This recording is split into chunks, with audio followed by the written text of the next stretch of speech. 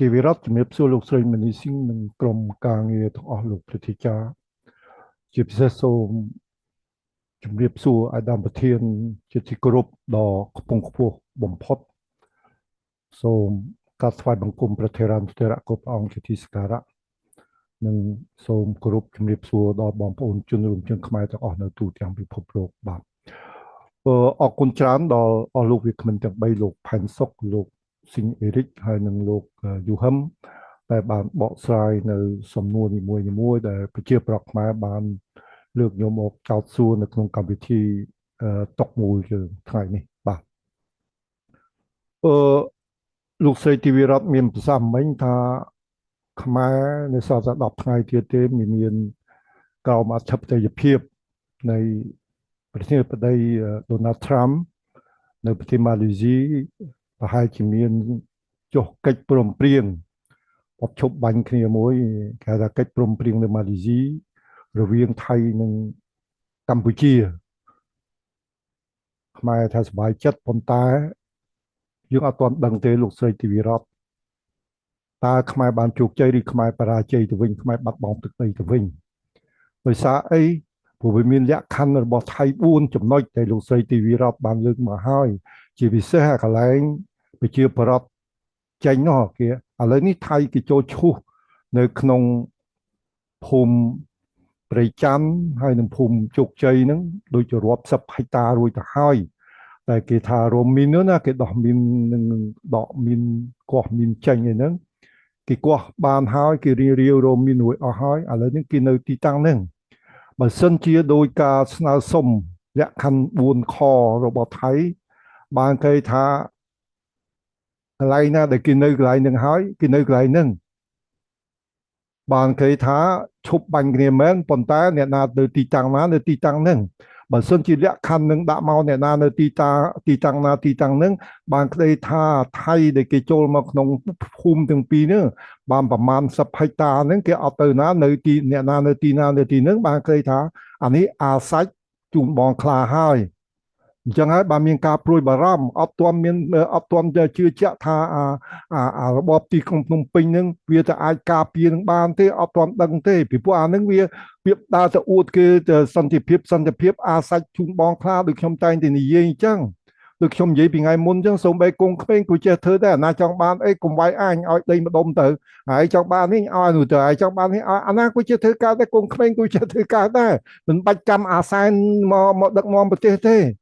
អានឹងនិយាយការពិតចឹងបានយើងត្រូវមានការព្រួយបារម្ភយើងម្នាក់ចាំអ៊ុតមើលនៅកន្លែងហ្នឹងមានការព្រួយបារម្ភនៅកន្លែងចំណុចហ្នឹងតើវាការពារបានឬអត់នៅកន្លែងចំណុចហ្នឹងពីពួកអាទីក្រុងរបស់អាទីក្រុងភ្នំពេញវាមិនដែលដោះស្រាយទេវប្បធម៌គឺបដិសេធតែទាំងអស់តែគេនិយាយអីគេស្នើគេប្រាប់អីទៅវាអត់តែជឿគេអត់តែស្ដាប់គេទេចោលតែប្រកាន់គេត្រឡប់មកវិញសិតតែគេនឹងអត់បានជួយជាតិទេពួកអាក្រៅស្រុកហ្នឹងអត់ចេះជាស្លាញ់ជាតិទេហើយពួកអាតែស្គរវាហ្នឹងបើប្រកែមិនមកវាយជាមួយនឹងថៃនៅព្រំដែនសិតតែអញ្ចឹងប៉ុន្តែគេប្រាប់សិតតែដំណោះស្រាយល្អដំណោះស្រាយដើម្បីកុំឲ្យមានសង្គ្រាមវាអត់ព្រមស្ដាប់គេទេអាកន្លែងនេះវានេះបាទមួយទៀតមិនលោកផាន់សុកមានប្រសាសន៍ថារបបចៅអាសានវាក្បត់ជាតិវាចោលមែនលោកផែនសុកឲ្យថាមិនព្រោះអានឹងវារបបចោលមែនដោយឯកឧត្តមប្រធានមានប្រសាសន៍សម្លេងគាត់ចូលប្រជុំនៅក្នុងក្រុមការងារអញ្ចឹងគាត់ថាអារបបនេះជារបបចោលវាចោលមែនឲ្យថាម៉េចឥឡូវវាឆ្លៀយអស់ហើយគ្រប់អារឿងដែលតាំងពីថ្ងៃទី14 15នេះអារឿងអុក្រិតកម្មឆ្លងបែរនេះមកអបកាយបាននេះពីដើមយើងនិយាយគេថាយើងអូចេះថាកន្លែងនេះណាបងប្អូនជនរួមជាតិខ្មែរឧត្តមគភាសាខ្មែរជួយខ្មែរមិនដល់ជាតិឯកឧត្តមសាស្ត្រាចារ្យបណ្ឌិតតាមឆារិយើងបានប្រាប់រាប់សិបឆ្នាំមកហើយយើងបានប្រាប់អាលើកទៅទាំងអស់ក្រុម300គេសុំបញ្ជីឈ្មោះអង្គការទាំងអស់ខ្ញុំជំរាបឲ្យម្ដងទៀតខ្ញុំជាអ្នកធ្វើបញ្ជីប្រាប់ជំរាបត្រង់មកខ្ញុំអ្នកធ្វើបញ្ជីនឹងទាំងអស់បញ្ជូនទៅឲ្យគេឈ្មោះពួកអង្គការទៅប្រមាណទៅឲ្យគេទៀមទាទៀតដើម្បីមិនព្រោះគេតាមប៉ុន្តែកណាយើងនិយាយទៅខ្មែរថាយើងចេះតែថាអត់ឃើញលទ្ធផលវាធម្មតាអន្តរជាតិគេធ្វើអីគេច្បាស់លាស់របស់គេណាគេបានបញ្ជីឈ្មោះរួចហើយគេតាមដានគេស៊ើបអង្កេតគេតាមដានស៊ើបអង្កេតបើមានផុសតាំងត្រឹមត្រូវបានគេបីក្បាលភូសត្មងគេដាក់ម្ដងទៅដោយពីរឿងអាចិនស៊ីអញ្ចឹងយើងបាននិយាយថាអង្គការហ្នឹងគឺយើង គឺថាឯកឧត្តមប្រធានលោកបានផ្ញើឯកសារតាំងពីអាលៀងលុយរាប់កុងតឺន័ររាប់រយកុងតឺន័រនៅកំពង់សោមដែលឃើញដឹកយកមកហ្នឹងគាត់បានផ្ញើទៅអន្តរពលនៅប្រទេសបារាំងទីស្នាក់ការជួកណ្ដាលរបស់អន្តរពលនៅស្រុកបារាំងហ្នឹងនៅលីយ៉ុងហ្នឹងគាត់ផ្ញើឯកសារទៅទាំងអស់ទាំងវីដេអូទាំងមានលិខិតភ្ជាប់ទៅជាមួយទៀតទៅអន្តរពលហើយបានសរសេរលិខិតទៅរដ្ឋមន្ត្រីក្រសួងហិរញ្ញវត្ថុនិងសេដ្ឋកិច្ចរបស់បារាំងប្រាប់ទៅទៀតប្រាប់ទាំងអស់ទៅទៀតប្រាប់ថាមានខ្មែរមានពួកអាសែនហ្នឹងគឺគ្រួសារវាហ្នឹងយកលុយទាំងវ៉ាលីទៅទិញផ្ទះនៅនោះវាដាក់ឈ្មោះខ្មែរនៅនោះយើងប្រាប់ទាំងអស់គេតាមអង្គិតទាំងអស់តាប៉ុន្តែគេមិនទាន់បញ្ចេញដល់ឥឡូវគេធ្វើបញ្ចេញមកតែយើងនិយាយគេថាអូយើងស៊ីឡាប៉ុន្តែយើងបានប្រាប់ហើយអត់ព្រមចាប់អារម្មណ៍ទេយើងប្រាប់អោកញ៉ានឹងទៅទៀតទៅសេសវត្តប្រាប់វា4 5ដងហើយថាឲ្យនិយាយគ្នាបើមិននិយាយទេមានបញ្ហាហើយណាបើមានបញ្ហាកុំថាយើងកាច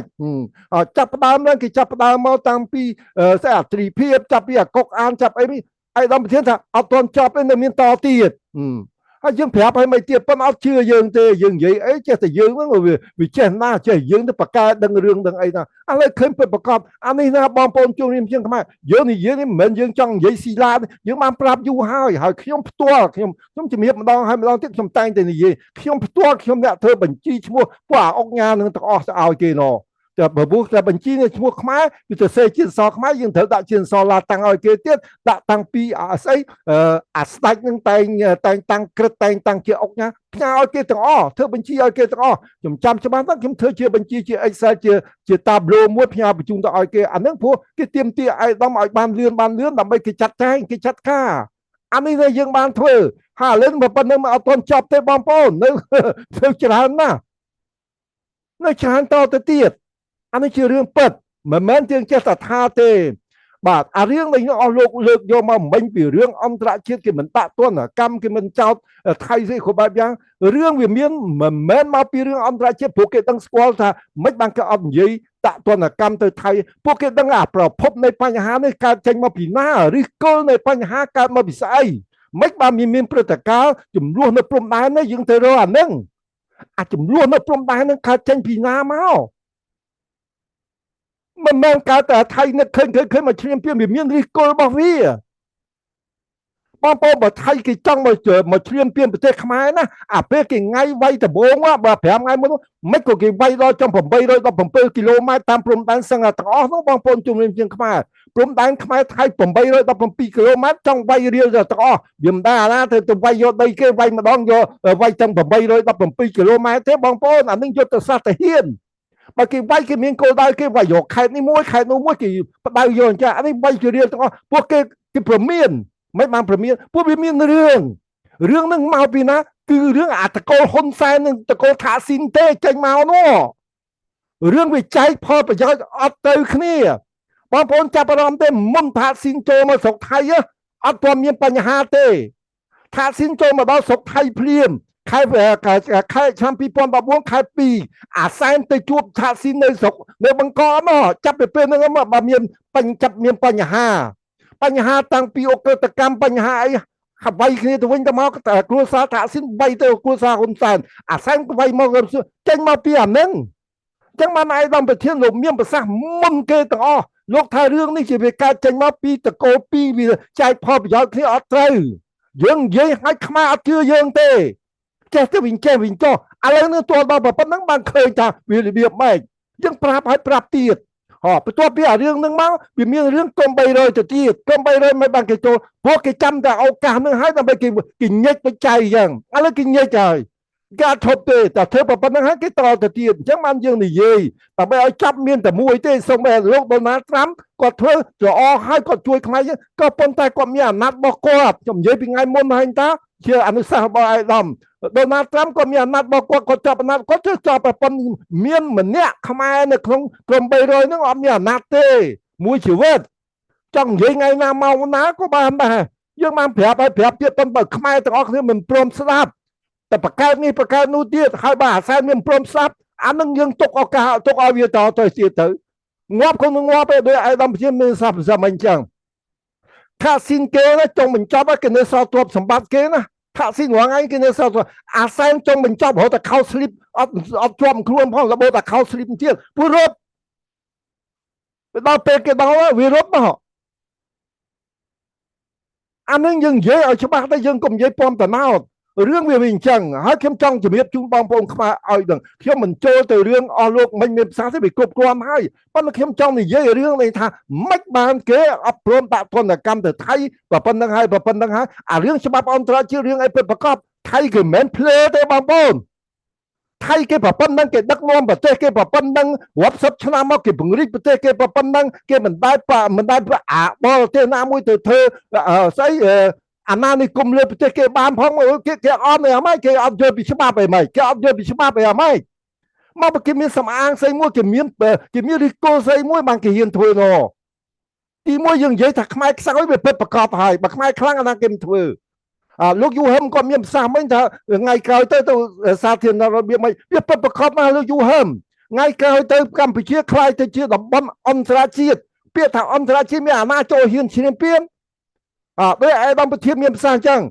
អត់លុយយើងមានលុយដូចប្រទេសសិង្ហបុរីអញ្ចឹងគេជួយអ៊ីស្រាអែលឲ្យមករៀបចំក្រសួងការពារជាតិមួយតែម្ដងការពារជាតិនិងសន្តិសុខសិង្ហបុរីជួលអ៊ីស្រាអែលតាំងពីដំបូងមកឲ្យមករៀបចំឲ្យទាំងអស់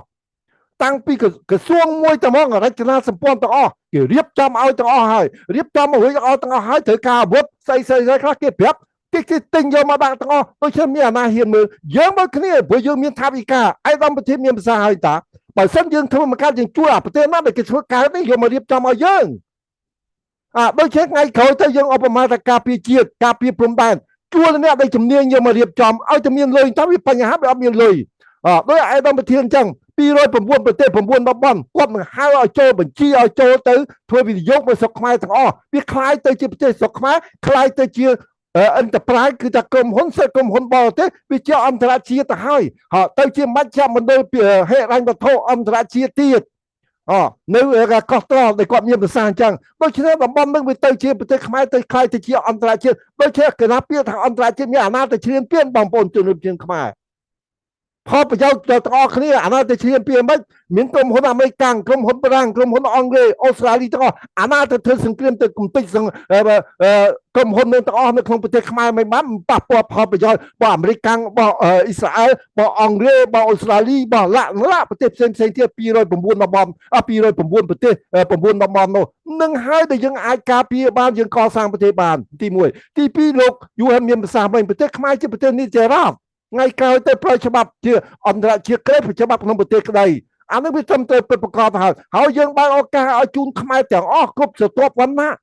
កូនអ្នកក្រក្រកូនអ្នកមានកូនណាក្រឲ្យតែមានសមត្ថភាពស្មោះត្រង់នឹងប្រទេសជាតិចូលទៅរួបរวมគ្នាកសាងប្រទេសទាំងអស់គ្នាដូច្នេះបញ្ហាប្រទេសខ្មែរវាដោះស្រាយចេញហើយមិនមែនដោយអារដ្ឋាភិបាលសពថ្ងៃវាដាក់តគួរសារវាកូនចៅវាហ្នឹងរដ្ឋាភិបាលខ្មែររងហ្នឹងមិនរដ្ឋាភិបាលរបស់ខ្មែរទេរដ្ឋាភិបាលរបស់តកូលហ៊ុនកុងគូសាហ៊ុនព្រោះមកអារដ្ឋាភិបាលនឹងសេតកូលសារវាតកូលវានៅទាំងអស់ទៅជារដ្ឋាភិបាលខ្មែរមិនកើតបងប្អូនជនរួមជាតិខ្មែរវាមិនដែរអាណារដ្ឋាភិបាលប្រទេសមួយយកតកូលសារកូនចៅវាយកទៅដាក់ទាំងអស់ឥឡូវនេះបើប្រងអីដាក់ចៅវាទៀតកូនស្រីទៅហ៊ុនម៉ាណាហើយទៀតថ្ងៃក្រោយរៀបចំឲ្យធ្វើស្រីនោះមកធ្វើនាយករដ្ឋមន្ត្រីស្អីស្រុករបស់ខ្មែរស្រុកអីស្រុករបស់គូសារឯងពីកាលណាមកចង់ដាក់ចាត់ចែងដាក់កូនហើយដាក់ចៅហើយដាក់ក្មួយហើយដាក់ឯនេះទាំងអស់មិនកើតអញ្ចឹងមកស្រុកខ្មែរវាអាលាយនោះតែយើងចេះតែប្រាប់នឹងយើងនិយាយការពិតព្រោះអ្នកឯងទាំងអស់គ្នាអត់ហ៊ាននិយាយការពិតយើងហ៊ាននិយាយមិនបានហ៊ាននិយាយព្រោះយើងពិតយើងអត់ត្រូវការទៅសុំបងសាអារាទេយើងធ្វើដើម្បីប្រទេសជាតិយើងមិនដែលបានទៅសុំអាណាមកកាក់ម៉ាស៊ីនផងអានេះយើងនិយាយការពិតទៅដូច្នេះយើងបើកឱកាសជូនខ្មែរទាំងអស់ឲ្យមានស្មារតីភាពគ្នាឲ្យតែមានសមត្ថភាពលទ្ធភាពចូលមានសមត្ថភាពចូលទៅដើម្បីខ្មែរដើម្បីប្រទេសជាតិដូច្នេះបញ្ហាខ្មែរថ្ងៃក្រោយទៅនៅក្នុងរបបសាធារណរដ្ឋវាដោះស្រាយអត់មានបញ្ហាទេបងប្អូនជនរួមជាតិខ្មែរតាំងពីក្រសួងអប់រំជាតិតាំងពីក្រសួងសុខាភិបាលអភិវឌ្ឍគ្រប់បែបយ៉ាងទាំងឡាគ្រប់វិស័យទាំងអស់យើងអាចធ្វើបានពួកមានលុយឯកឧត្តមប្រធានសមិញគាត់មានភាសាទៀតតែមានលោកមានលុយវាអញ្ចឹងហើយអ្នកណាក៏ត្រូវការលុយវាយគ្នាក៏ត្រូវការលុយធ្វើសង្គ្រាមក៏ត្រូវការលុយពួកមិនបានធ្វើសង្គ្រាមដល់បានលុយពួកលួចអាវុធប្រទេសធំប្រទេសធ្វើអាវុធហ្នឹងវាលួចអាវុធមិនបានលុយហើយបើធ្វើសង្គ្រាមអាវុធវាធ្វើទៅយកមកស្តុកទុកអានឹងយើងចង់និយាយបើគឺថាចាក់ធ្វើអារម្មណ៍ឲ្យបងប្អូនប្រជាប្រដ្ឋខ្មែរយើងហ្នឹងបានដឹង រឿងវាមានបញ្ហាខ្ញុំនឹងចូលបន្តិចដើម្បីឲ្យខ្មែររឿងបរទេសជេរគេជួយអានឹងបងប្អូនអស់លោកទាំង3នាក់បានមានប្រសាសន៍ខ្ញុំលើកយកចំណុចមួយដែលយើងចេះតម្លងអត់មើលឃើញរឿងតើកើតចេញមកពីអ្នកណាអ្នកចុចកងតានឹងឲ្យមានសង្គ្រាមឲ្យមានចំនួននៅព្រំដែននឹងមិនសំខាន់ត្រមមុខនឹងឃើញរកឬគល់នឹងមុំឃើញដោយជំងឺអញ្ចឹងតើទៅរកឬគល់ឃើញបានដាក់តាមព្យាបាលឃើញវាត្រូវមិនចឹងលោកវិជ្ជបណ្ឌិតក្នុងវិស័យពេទ្យតើជំងឺតើទៅរកសង្កូមវាគ្រប់គ្រាន់រួចហើយបានរកឃើញបានវាយថ្នាំទៅនេះតើរកឃើញថាមិនបានខ្មែរសុខត្រូវតែមានបញ្ហាផ្ទុះឡើងព្រឹបអញ្ចឹងមកវិស័យមកពីគ្រួសារពីរនឹងមិនបានខ្ញុំហ៊ាននិយាយអញ្ចឹងខ្ញុំនឹងជំរាបជូនបងប្អូនថាមិនបានខ្ញុំហ៊ាននិយាយថាមកពីថាក់ស៊ីនតកូលថាក់ស៊ីននិងតកូលហ៊ុនសែននឹងរឿងអីយើងបាននិយាយច្រើនណាស់ប៉ុន្តែខ្ញុំបញ្ជាក់ថែមទៀតដើម្បីកុំឲ្យភ្លេចដោយឯកឧត្តមប្រធានលោកមានប្រសាសន៍ចឹងអតីតកាលបច្ចុប្បន្នកាលនិងអនាគតកាលតើអតីតកាលសង្គ្រាមមុននឹងសង្គ្រាមវាមានរឿងអីកើតឡើងបាទមានសង្គ្រាមមួយហើយទៅថាអនាគតវារបៀបមិនទៀតនឹងយើងចង់និយាយអញ្ចឹងខ្ញុំចង់លើកយកចំណុចហ្នឹងដោយបងប្អូនជួននេះខ្ញុំខ្មែរមួយថ្ងៃនេះគេនិយាយថាអាម៉ាណែតនិយាយថារឿងអុកក្រិតជនកន្លែងណាក៏មានដែរប្រទេសណាក៏មានអាចនិយាយចេញមកហ្នឹងនេះមើងងាយខ្មែរហ្នឹងឲ្យម៉ែមើងងាយខ្មែរទាំងអីវាគ្រួសារវាទាំងបណ្ឌិតបានស៊ីពីវាហ្នឹងរស់ដោយសារពួកវាហ្នឹងនិយាយដូចគ្នាអញ្ចឹងស៊ីបឺកាក្រៃមកស៊ីបឺស្កេមអនឡាញមុននេះទៅរៀងលុយណាបងប្អូនប្រទេសណាក៏មានដែរយើងទទួលស្គាល់កន្លែងហ្នឹងប្រទេសណាក៏មានដែរតែរដ្ឋាភិបាលប្រទេសទាំងនោះគេតាមប្រមាញ់គេមានគេតាមប្រមាញ់គេតាមកំចាត់កុំឲ្យមាននៅក្នុងប្រទេសគេខុសតែប្រទេសខ្មែរនឹងប្រទេសរបបអាម៉ាហ្វីយ៉ារបបតកូលហ៊ុននឹងតារបបអាមេម៉ាហ្វីយ៉ានឹងអាមេអក្រិតជនស្រុកខ្មែរអាមេម៉ាហ្វីយ៉ា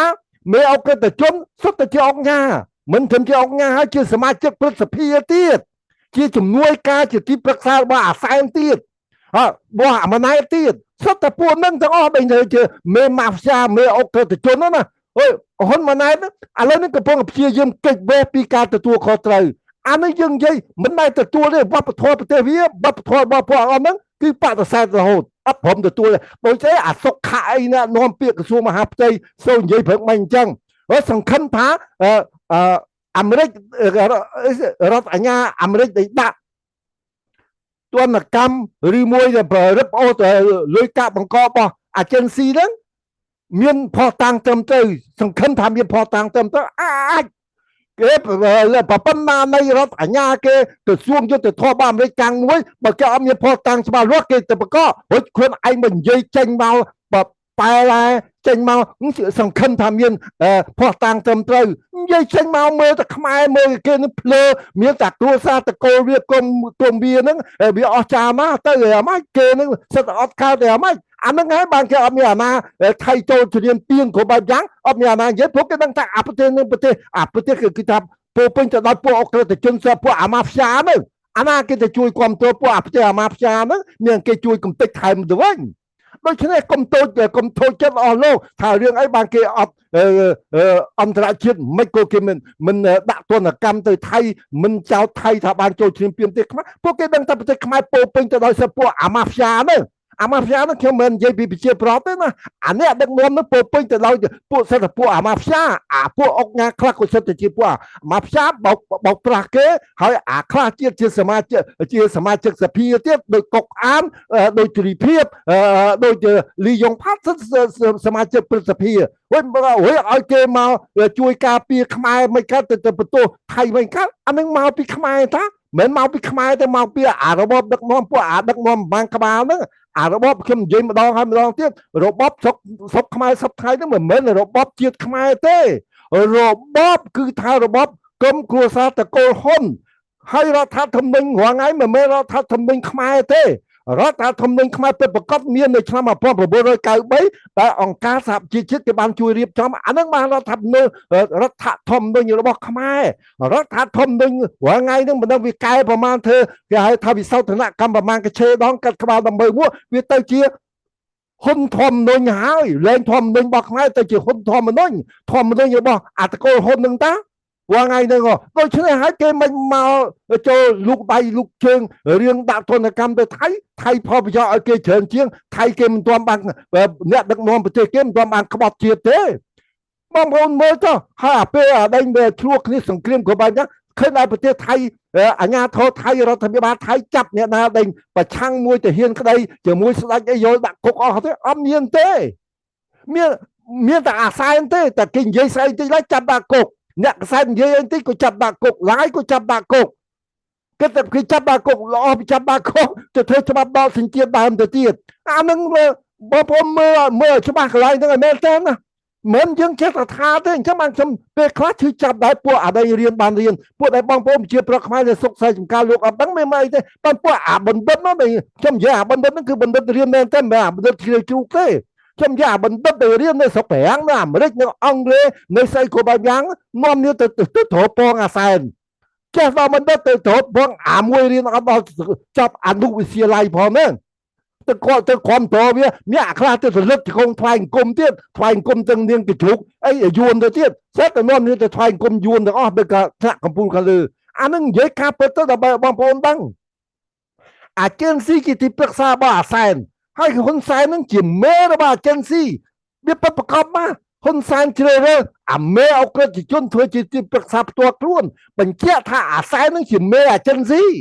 จะเอาเกตจนทมบำพอดเมทมบำพอดนั่นคือใส่หนึ่งให้อันนั้นบางเคยทำbởi vì doเจนซี่เมมาพิจารเอาเกตจนจะได้เจนเนี้ยบางนั้นใส่นั่นไปตรวจเลยเจนซี่บางเคยใส่นั่นโลจิกวิธีถึงเมเจนซี่นี่หาได้จีเรื่องมันธรรมดากูถนัดแบบประเทศกัมพูชีนะบางปนโอ้ยชัวเศร้าเกประมาณไงนี่คือประชาชนอันเธอแต่ตัวสกัวยังคมนี่เยอะท่ายังแค่แต่เจ้าประกันยังมานี่เยอะอยู่ฮะเป็นแค่เชื่อยังแผลอยู่ให้แผลแต่ออกงานนั่นเก็บพงแต่เธอเป็นจี้คนแบบเชื่อเลยโอ้ปากกานะดักเกจะนายเกมันเธอออกงานเกเสียแต่ยังจังว่าอะไรเจงมากบเนี้ยเมื่อมาจับอารมณ์เมื่อไอ้บางประเทศเมียนมาซายังบางเยอยู่ให้ยังบางปรับอยู่ให้แบบคนบางอย่างปะฮะสำเร็จเดียนปะฮะต้องสมบัติเสตรัฐมนตรีกระทรวงให้อะไรแบบโทเศรษฐกิจพลังปะฮะต้องสำเร็จเขาปะทอสมบัติไอ้เมียนไปโชว์สำเร็จเสร็จโดยจะพลังคือจะพลังมันเนี่ยใส่พลังเนี่ยนี่เย่พิซาเตี้ยเจียพิซาพลังเตี้ยพญาแต่อันเดียโปพญาไอ้ทั้งอ๋อมันไม่เป็นเจ้าท่าขมายนั่นเกิดดังอยู่มาหาปังเกิดปงตามเสื้อเหมือนกันไว้ปัวเอางานจังเอางานนั่นเชื่อมเย่เชื่อมควบเชื่อมเย่แบบเนี่ยได้ไปจูนชัวเอางานต่างอ้อมนั่นแต่เอาคือจูนไอ้ดำไปเทียงจมเธอเป็นจี้จูนแต่ไอ้ดำไปเทียงแต่ไอ้กรมไปคือเชื่อมนั่งตามบางโซนไปเนี่ยเธอเชื่อมเย่แบบตองเชื่อมเนี่ยเธอมันเข้มแข็งศรัทธาในโลกจักรวาลจะสะใส่เสียเปรียบเชื่อมเนี่ยเธอไปจูนเอาต่างอ้อไม่บางจังพวกพิธาปะปอเราประเทศเจียดยังแต่ติโยประเทศเจียดยังมันยังนี่เนาะ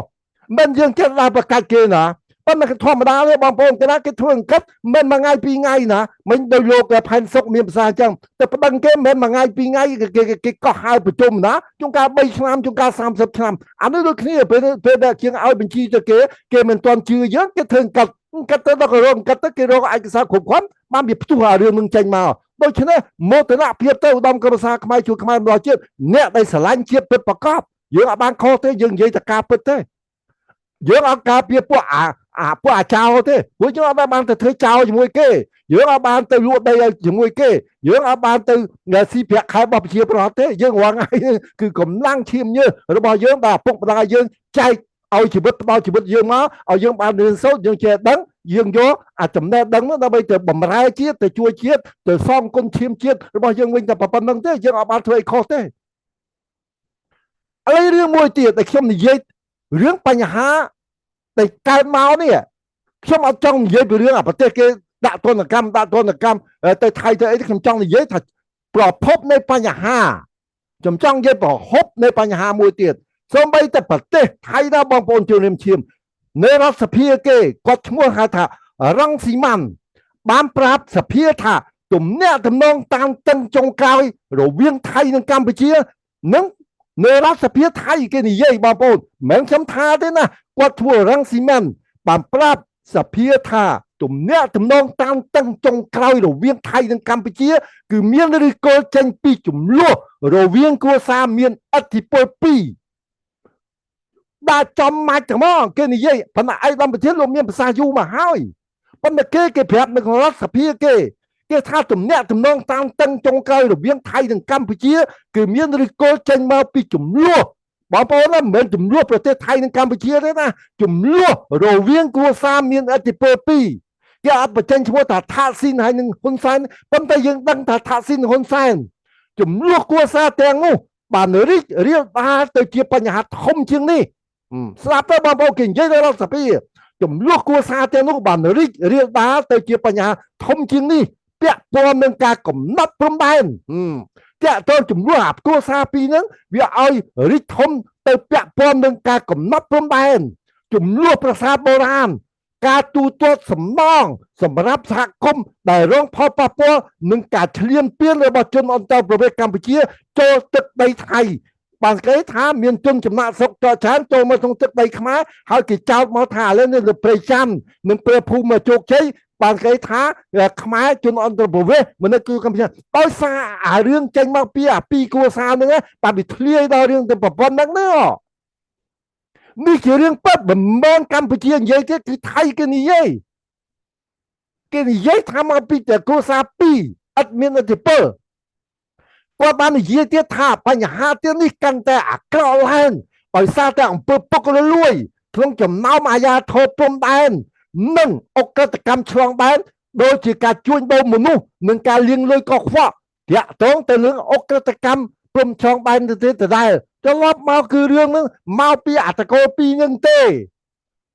សមាជិកសភាបកប្រជាជនថៃបានចោទប្រកាន់លោកប៊ិនហ្សាមិនម៉ូប៊ឺហ្គើជនជាតិអាហ្វ្រិកខាងត្បូងឈ្មោះខ្មែរហៅថាប៊ិនស្មីតនៅលើប៉ាសពតខ្មែរមានបណ្ដាញឆ្លងដែនជួយជំរុញបណ្ដាញឆោបោកនៅក្នុងប្រទេសថៃនិងកម្ពុជាការចោទប្រកាន់ទៅនេះត្រូវបានលើកឡើងដោយលោករ៉ាន់ស៊ីម៉ាន់រ៉ូមដែលជាអនុប្រធានគណៈបកប្រជាជន People Party ដែលគេហៅថា Move Forward ដូចឈ្មោះមកគណៈបកប្រជាជនដោយដាក់លោកប៊ិនហ្សាមិនជាចំណុចកណ្ដាលនៃបណ្ដាញអក្រិតកម្មឆ្លងដែនការលាងលុយកខ្វក់និងឥទ្ធិពលនយោបាយក្នុងតំបន់តើខ្មែរអ្នកណាខ្លះមានតាក់ទងទៅជាមួយឬគល់បញ្ហាចំនួនខ្មែរថៃនេះគឺផ្ដើមចេញពីចំនួនរវាងគ្រួសារមានឥទ្ធិពលពីរគឺគ្រួសារថាស៊ីននិងគ្រួសារហ៊ុនសែនដែលរកស៊ីធ្វើជំនួញរបស់ថាស៊ីនដែលពាក់ព័ន្ធជាមួយនឹងហ៊ុនសែនគឺច្រើនខ្លាំងណាស់នេះជាអ្វីដែលបងប្អូនជនរួមជាតិខ្មែរត្រូវជ្រាបត្រូវដឹងស្ដីអំពីផលប្រយោជន៍នៃការរកស៊ីងងឹតរវាងគ្នានៃក្រុមគ្រួសារថាស៊ីននិងក្រុមគ្រួសារហ៊ុននៅប្រទេសកម្ពុជារហូតទៅដល់តាក់ទងជាមួយនឹងឈ្មោះប៊ិនស្មីតដែលសហការជាមួយយឹមលាក់កូនប្រុសរបស់យឹមឆៃលីនេះទៀតប្រើរាប់រយលានដុល្លារទៅទិញហ៊ុនពីក្រុមហ៊ុនជាច្រើនទៀតដូចជាប៊ិនចាក់ជាដើមក៏ប៉ុន្តែការទិញហ៊ុនរបស់ក្រុមហ៊ុនមួយចំនួនហ្នឹងមិនបានជោគជ័យទេមានន័យថាពួកគេព្យាយាមនៅក្នុងការយកលុយកខ្វក់ហ្នឹងទៅទិញហ៊ុននៅក្នុងក្រុមហ៊ុនតែរកស៊ីត្រឹមត្រូវដើម្បីលាងលុយរបស់គេកុំឲ្យជាប់នៅក្នុងបណ្ដាញអក្រិតកម្មឆ្លងដែនកខ្វក់ណាបងប្អូនដូច្នេះសូមបងប្អូនប្រជាប្រដ្ឋខ្មែរជ្រាបអំពីរឿងនេះជ្រាបអំពីទំហំនៃការរកស៊ីចែកផលប្រយោជន៍គ្នានៅពីក្រោយខ្នងប្រជាប្រដ្ឋខ្មែរបិទបាំងពលរដ្ឋថៃរវាងក្រុមគ្រួសារហ៊ុនសែននិងក្រុមគ្រួសារថាស៊ីនគឺបែបនឹងតែម្ដងដូច្នេះបញ្ហាដែលកើតមកចេញមករហូតដល់ឆ្លោះគ្នាចំនួនគ្នាព្រមដែរគឺចេញមកពីរឿង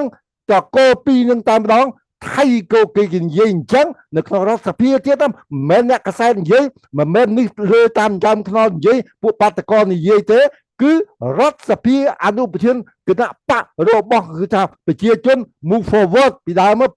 ពីថានឹងពីដើមពីថាអ្នកកាន់កាប់នឹងគឺគេបាននិយាយនៅក្នុងរដ្ឋសភាហើយមានការចាប់ប្រកាន់គ្នាខ្លាំងណាស់ខ្ញុំចំណុចរឿង គឺរឿងដែលថាអុក្រិតកម្មឆ្លងដែនដី13ប្រហែលថ្ងៃនេះខ្ញុំឃើញមានដូចជានៅក្នុងមានប្រធានបទលោកស្រីទេវីរ៉ាត់សម្រាប់កម្មវិធីតបសំណួរចម្លើយថ្ងៃស្អែកខ្ញុំមិននិយាយច្រើនទេខ្ញុំទុកឲ្យកម្មវិធីសំណួរចម្លើយបកស្រាយនៅថ្ងៃស្អែកចុះប៉ុន្តែខ្ញុំនិយាយថារឿងចំនួននៅតាមព្រំដែនតែធ្វើឲ្យខ្មែរវេទនាគ្រប់ថ្ងៃសប្តាហ៍នេះគឺចេញមកពីឬគល់មកពីការរកស៊ីចំនួនរវាងតកូថាក់ស៊ីននិងតកូហ៊ុនសែនចែកគ្នាអត់ត្រូវអញ្ចឹងហើយបានខ្ញុំនិយាយថាមុនថាក់ស៊ីនចូលមកដល់ស្រុកថៃអត់ទាន់មានបញ្ហាទេហើយចាប់ពីហ៊ុនសែនទៅជួបថាក់ស៊ីននៅថៃខែកុម្ភៈ2024ចាប់តាំងពីពេលនឹងមកបានមានបញ្ហាបងប្អូនមើលចុះរូបថតពេលដែលជួបគ្នាអត់មានអាញឹមទេគឺមុខឡើងស្អុយប៉ែទាំងសងខាងទាំងថាក់ស៊ីនទាំងហ៊ុនសែនមុខមាំរៀងខ្លួនបានគេថានិយាយអត់ត្រូវគ្នាអញ្ចឹងហើយបានវាមានរឿងបន្តបន្ទាប់មកទៀតអញ្ចឹងហើយបានដើម្បីដឹងរឿងទាល់តែយើងរកចំណុចទាំងអស់យកមកផ្គុំគ្នាបានយើងរកឃើញថាអ្វីដែលកើតឡើងម្ដងនេះធ្វើឲ្យខ្មែរវេទនាគ្រប់បែបយ៉ាងគឺចេញមកពីតកូលហ៊ុននេះតែម្ដងអត់មានមកពីអ្នកណាទៀតទេគឺខ្ញុំនឹងបកស្រាយនៅថ្ងៃស្អែកថាតើអក្រិតកម្មនឹងវាកើតមករបៀបម៉េចអ្នកណាអ្នកចុចអ្នកណារឿងអីអ្នកណាតាក់ទងទៅអ្នកណាគឺតែមានតាក់ទងតាំងពីហ៊ុនតូតាក់ទងតាំងពីកុកអានតាក់ទងតាំងពីលីយ៉ុងផាត់តាក់ទងទាំងយឹមនេះដែលជាដូចជាប្អូនថ្លៃហើយបងថ្លៃរបស់ហ៊ុនម៉ាណីកូនរបស់ហ៊ុនសែនទៅទៀតតាក់ទងគ្នាដូចស្រកកពឹសអញ្ចឹងបងប្អូនអញ្ចឹងបានយើងនិយាយទាល់តែយើងនិយាយឲ្យចប់ចុងទៅបានវិយល់វែងបន្តិចមែនប៉ុន្តែកណាយើងនិយាយចឹងបានយើងយល់ថាអារបបដឹកនាំសពថ្ងៃនេះដែលអស់លោកមានប្រសាសន៍មិញថាអានឹងជាចៅវាចៅពិតប្រកបមែនវាចូលដៃជាមួយពួកអាម៉ាហ្វ្យាវាចូលដល់មេអាម៉ាហ្វ្យាខ្ញុំសួរវាអានឹងជាមេម៉ាហ្វ្យាទៀតពួកវាមេកាងពួកវាអ្នកធំនៅស្រុកខ្មែរវាមិនកាងដូច្នេះវាមិនត្រូវធ្វើមេអាកន្លែងនេះគឺទៅទោះបីជាវាដោះស្រាយឆោយតែមិនបានគឺយើងអត់នេះទេព្រោះអាស្រុកខ្មែរនេះបងប្អូនវាមានវប្បធម៌មិនទទួលស្គាល់ការពិត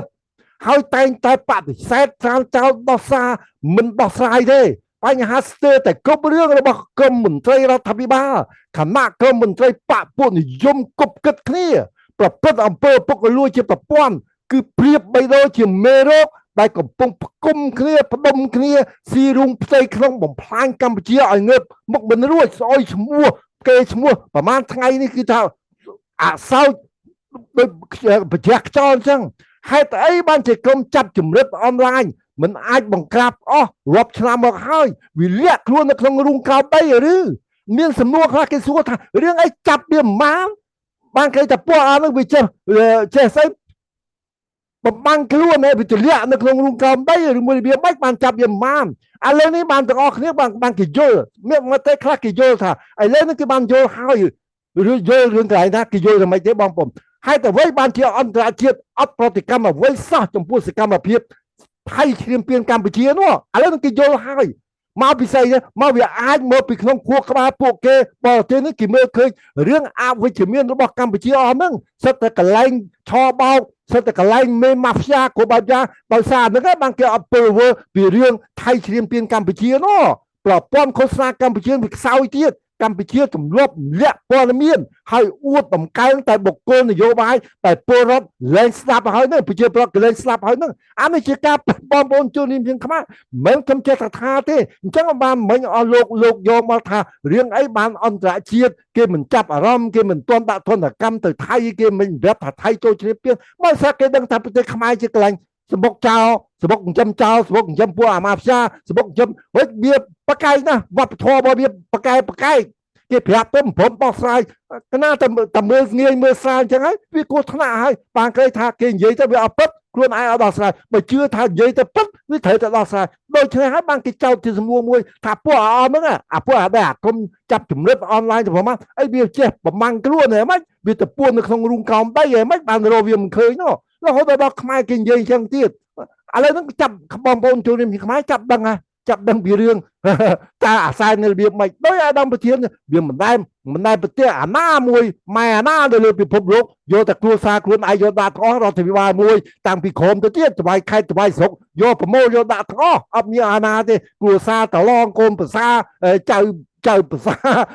ចៅស្អីគ្រប់បែបយ៉ាងតវាមិនដែលរដ្ឋាភិបាលវាលែងរដ្ឋាភិបាលរបស់ជាតិខ្មែរវាទៅជារដ្ឋាភិបាលរបប ក្រុមគ្រួសារហ៊ុនមកហើយបាននេះជាការពិតអញ្ចឹងហើយបានយើងនិយាយថាអត់មានអីធ្វើកើតពីទៅដូរទៅឈ្មោះអារបបនឹងចោលទេកុំឲ្យវានៅសម័យសមាមបាក់ខ្លាំងពេកមានតែដូរអានឹងដាក់ទៅជាសាធារណរដ្ឋឲ្យខ្មែរទាំងអស់គ្នាមានសមត្ថភាព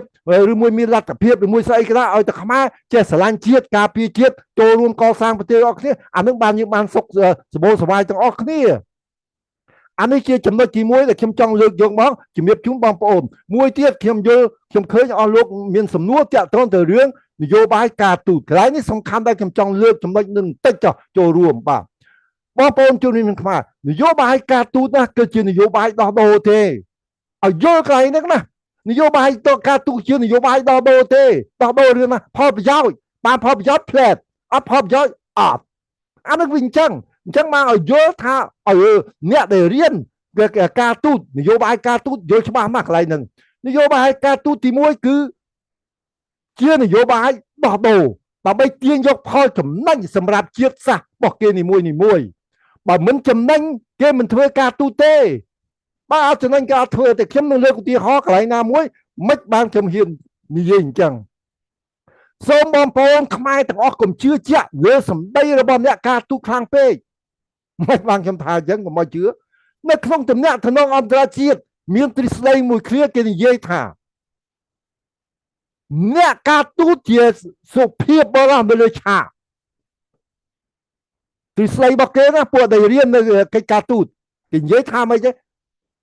អ្នកការទូតជាសុភាពបរិសុទ្ធនៅលើឆាកអូសុភាពណាអូអញញ៉ែមណានិយាយពីស្រូតបូតប៉ុន្តែនៅខាងក្រៅឆាកអាចជាឃាតករនៅលើឆាកណាជាសុភាពបរិសុទ្ធប៉ុន្តែនៅខាងក្រៅឆាកណាអាចជាឃាតករសម្រាប់យើងបានដើម្បីផលប្រយោជន៍គេគឺគេអាចសម្លាប់អ្នកប្រសិនបើការសម្លាប់នោះដើម្បីជាប្រយោជន៍ជាតិរបស់គេស្ដាប់ឲ្យបាននៅកន្លែងហ្នឹងណាបងប្អូនមិនមែនខ្ញុំថាទេណាជាទ្រឹស្ដីរបស់ការទូតអ្នកដែលគេរៀនការទូតគេដឹងណាអ្នកដែលរៀនគឺថាកិច្ចការទូតអ្នកការទូតជាសុភាពបរិសុទ្ធនៅលើឆាកប៉ុន្តែនៅក្រៅឆាកអាចជាឃាតករ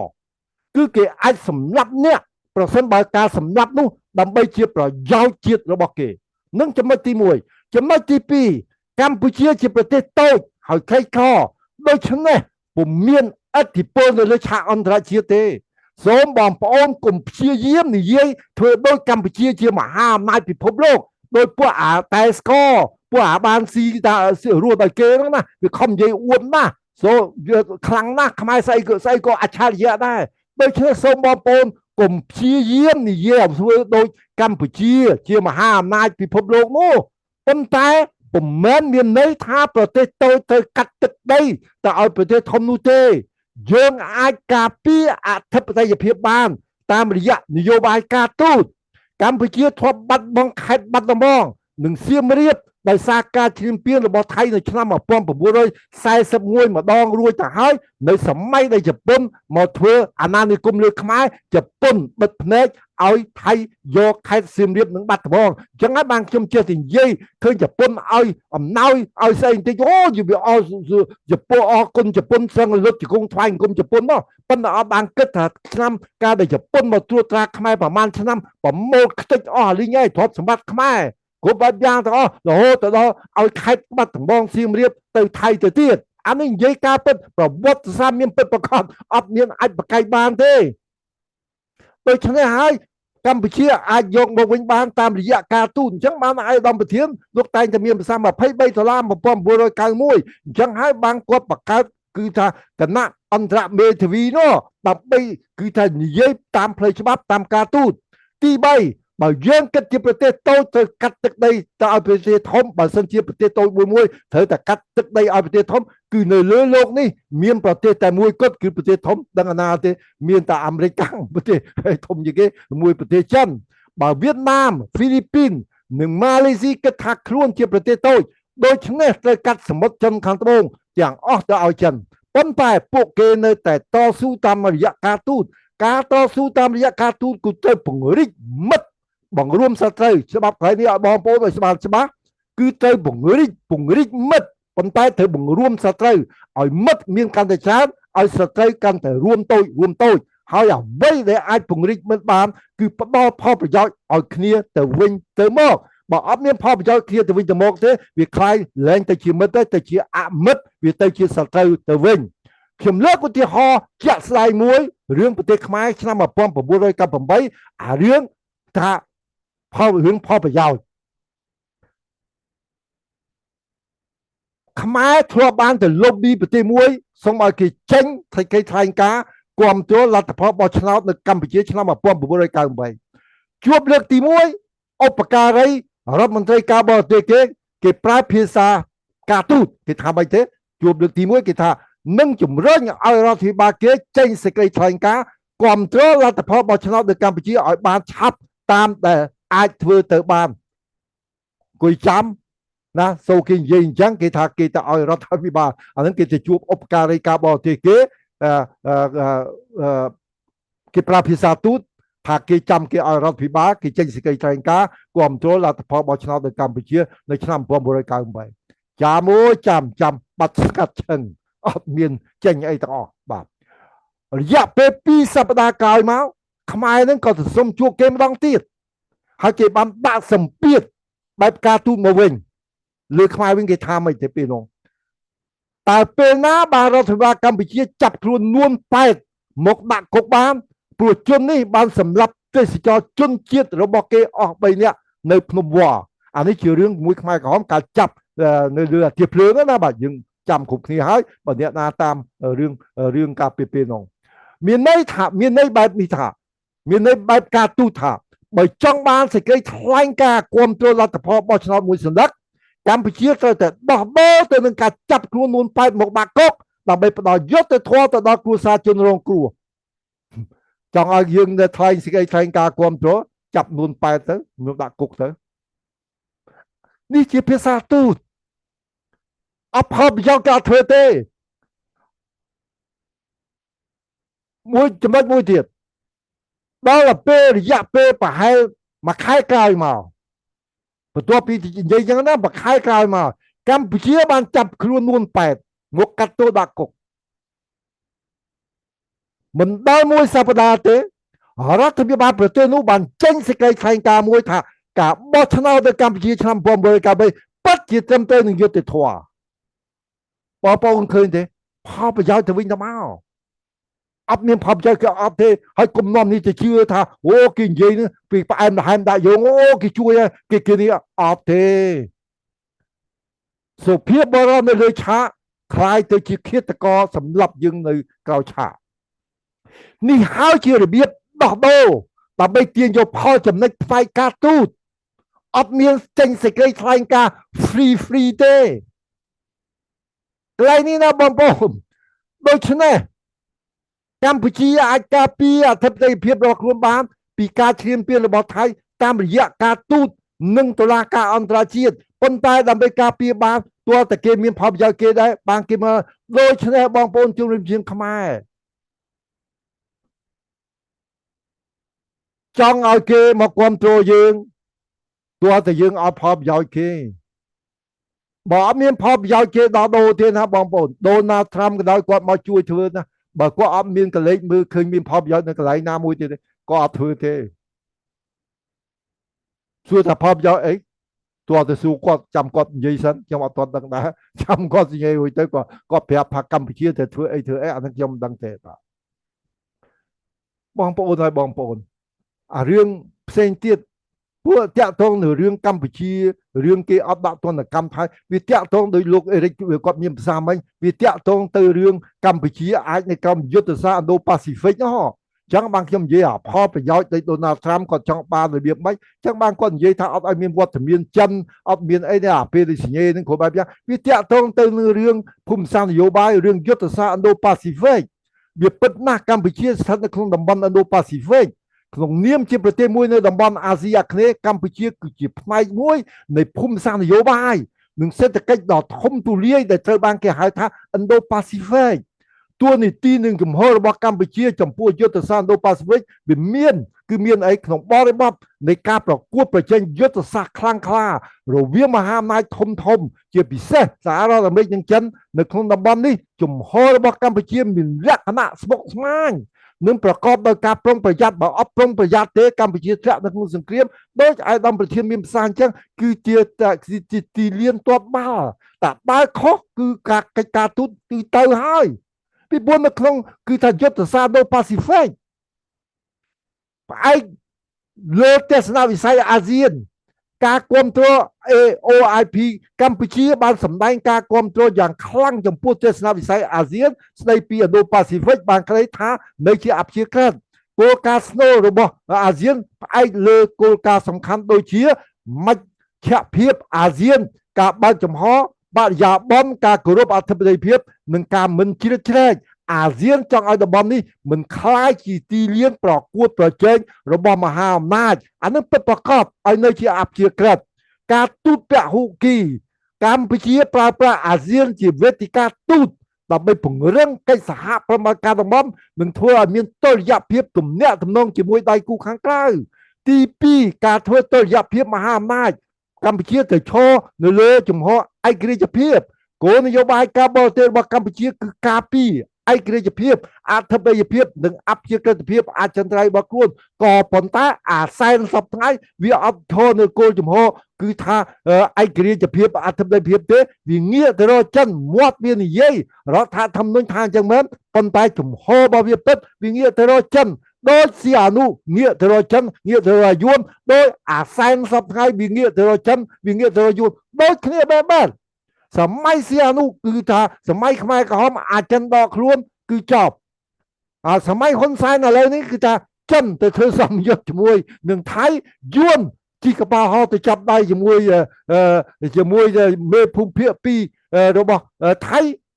អានឹងគេបង្ហាញឲ្យច្បាស់ហើយមិនបាច់ចាំគេនិយាយគេគ្រាន់តែប៉ុណ្ណឹងគេបង្ហាញហើយគេថាគេគិតគេនិយាយថាផលប្រយោជន៍របស់គេថៃធំជាងដូច្នេះគេនិយាយថាគេអត់ចាប់ដៃជាមួយ